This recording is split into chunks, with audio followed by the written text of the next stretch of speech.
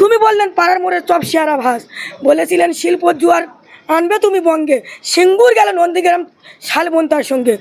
বামা বলে বাংলা নাকি জাহান নামের পথে, আর উল্টে দিলে পাল্টে যাবে রাখবে দুধে ভাতে। রাজ্য জুড়ে উন্নয়নে আসবে আরও গতি, সেই আশাতেই পরিবর্তন আসতে তোমার প্রতি।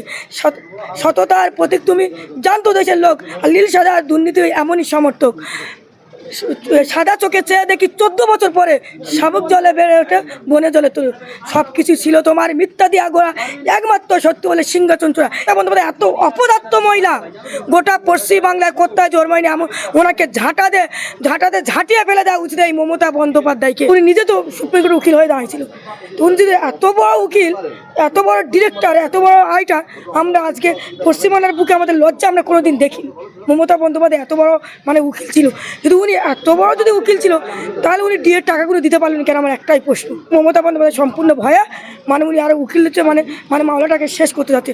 যত করো বিরোধীরা আছে এবং সাধারণ জনগণ আছে মমতা বন্দ্যোপাধ্যায়কে ট্রেনে একেবারে কালীঘাটে পাঠাতে বলে। কালীঘাটের ময়না কোনোদিন সত্যি কথা কয় না। মমতা বন্দ্যোপাধ্যায় যত গুন্ডা বদমাস তো পুষে রেখেছে।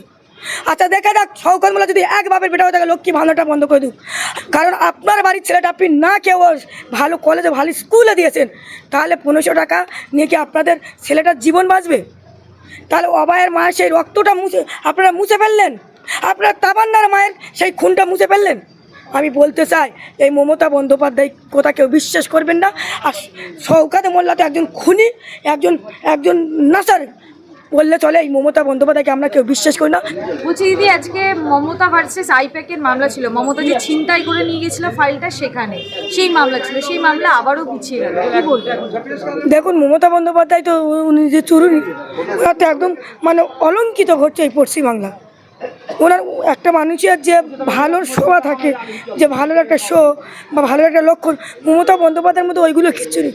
উনি নিজে চুরুনি, তাই উনি বিবনে উকিল, উনি নিজে তো সুপ্রিম কোর্টের উকিল হয়ে দাঁড়িয়েছিল। তো উনি যদি এত বড় উকিল, এত বড় ডিরেক্টর, এত বড় আইটার, আমরা আজকে পশ্চিমবাংলার বুকে আমাদের লজ্জা আমরা কোনোদিন দেখিনি। মমতা বন্দ্যোপাধ্যায় এত বড় উকিল ছিল, কিন্তু উনি এত বড় উকিল ছিল, তাহলে উনি ডিএর টাকাগুলো দিতে পারলেন কেন? আমার একটাই প্রশ্ন।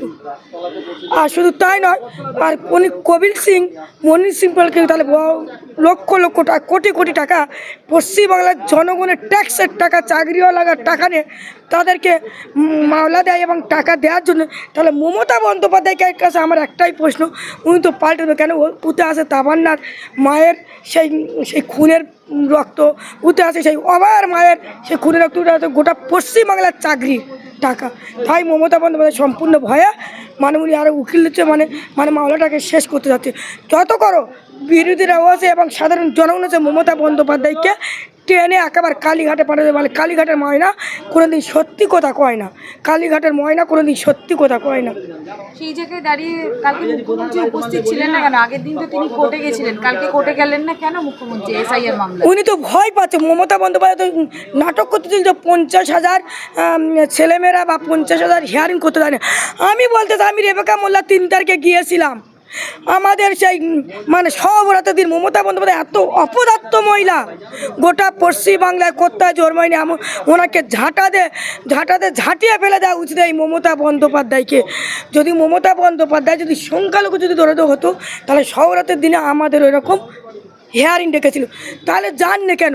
কারণ মমতা বন্দ্যোপাধ্যায় যেতে পারবেন না, ওগুলো সব বাংলাদেশের মুসলমান, অনুপ্রবেশকারী মুসলমান, তাই ওরা নথি প্রমাণপত্র দিতে পারবে না বলে তাই মমতা বন্দ্যোপাধ্যায়। দিদি একেবারেই শেষ প্রশ্ন, সেটা হচ্ছে যে শওকত মোল্লা তিনি বলছে আমি যে জায়গা থেকে জিতবো না, সেই জায়গায় সরকারি যে প্রকল্প সেগুলো বন্ধ করে দেবো, লক্ষ্মী ভাণ্ডার বন্ধ করে দেবো, যদি বাপের বেটা হও সেগুলো উদ্ধার করে দেখাও। শওকত মোল্লা তো বাবা কেলকের, পশ্চিমবাংলাটার বাবা কেলকের তো স্থানীয় জায়গা, তাই শওকত মোল্লা তো বাবু তো একটা গুন্ডারাস। মমতা বন্দ্যোপাধ্যায় যত তো গুন্ডা বদমাস তো পুষে রেখেছে। আচ্ছা দেখা যাক, শওকত মোল্লা যদি এক বাপের বেটা হয়ে থাকে লক্ষ্মী ভাণ্ডারটা বন্ধ করে দিক। আর লক্ষ্মী ভাণ্ডার দিচ্ছে তো আমরা তো দেখলাম। আমি এই রাজ্যের কন্যাদের বলতে চাই এবং মাদের বলতে চাই, লক্ষ্মীদের বলতে চাই যে আপনারা একটু সচেতন হন। কারণ আপনার বাড়ির ছেলেটা আপনি না কেউ ভালো কলেজে ভালো স্কুলে দিয়েছেন, তাহলে 1500 টাকা নিয়ে কি আপনাদের ছেলেটার জীবন বাঁচবে?